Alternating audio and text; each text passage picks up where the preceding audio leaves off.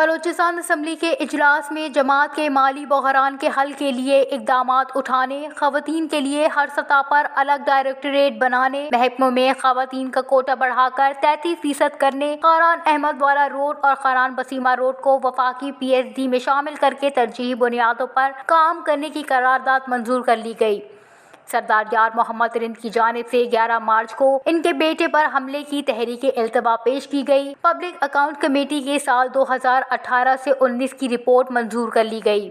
Balochistan assembly کا اجلاس panel of chairperson کے رکن اصغر ترین کی زیر صدارت شروع ہوا۔ اجلاس میں بلوچستان اسمبلی میں وقفہ سوالات محرکین کی عدم موجودگی کے باعث مؤخر کر دیا گیا۔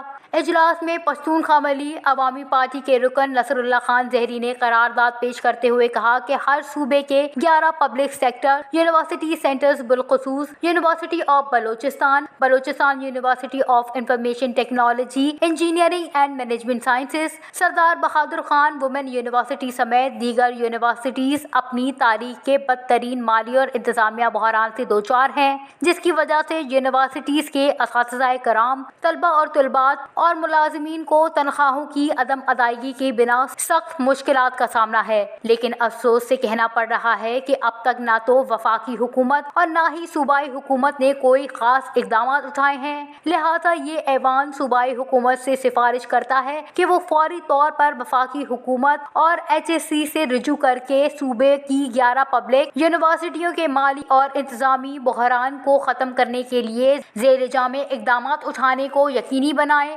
وفاقی حکومت بجٹ اور ترقیاتی بجٹ کو دگنا کرے۔ HEC کے بجٹ میں صوبے ریکوائرنگ یونیورسٹیز کا حصہ NFC ایوارڈ کے مطابق کرے۔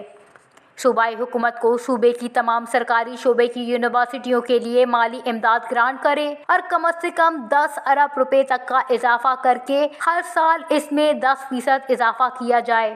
تمام سرکاری یونیورسٹیوں کے موجودہ مالی بحران کو حل کرنے کے لیے وفاقی حکومت ہر یونیورسٹی کے لیے الگ الگ 3 ارب روپے اور صوبائی حکومت 2 ارب روپے بیل آؤٹ پیکج کا فوری طور پر اعلان کرے۔ HEC اسلام آباد میں افسران اور ملازمین کی تعیناتی میں صوبہ بلوچستان کا کوٹا اسی صوبے کے لوگوں کو دیا جائے۔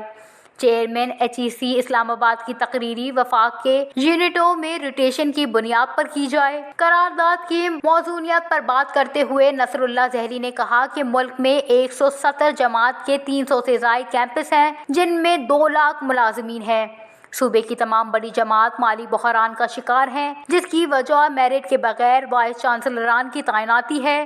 انہوں نے مزید کہا کہ یونیسکو کے چارٹر کے تحت GDP کا 4% تعلیم پر خرچ ہونا چاہیے، جو کہ نہیں ہو رہا۔ صوبے میں جماعت کے لیے صرف 2.5 ارب روپے رکھے گئے ہیں۔ سندھ میں 18.70 ارب، پنجاب میں 69 ارب روپے کی رقم مختص کی گئی ہے، جو کہ انتہائی کم ہے، اور اگر یہی صورتحال رہی تو جماعت بند ہو جائیں گی۔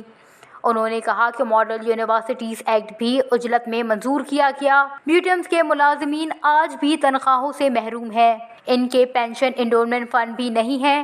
جامعہ کے اخراجات 2350 ملین سالانہ ہیں، جبکہ اسے 1500 ملین آمدن ہوتی ہے۔ جامعہ کا خسارہ 850 ملین ہے۔ تمام اعلیٰ پوسٹوں پر ایکٹنگ چارج پر لوگوں کو تعینات کیا گیا ہے۔ انہوں نے کہا کہ گریڈ 21 کے افسر کیسے گریڈ 22 کے وائس چانسلر کے امیدوار کا انٹرویو لے سکتے ہیں۔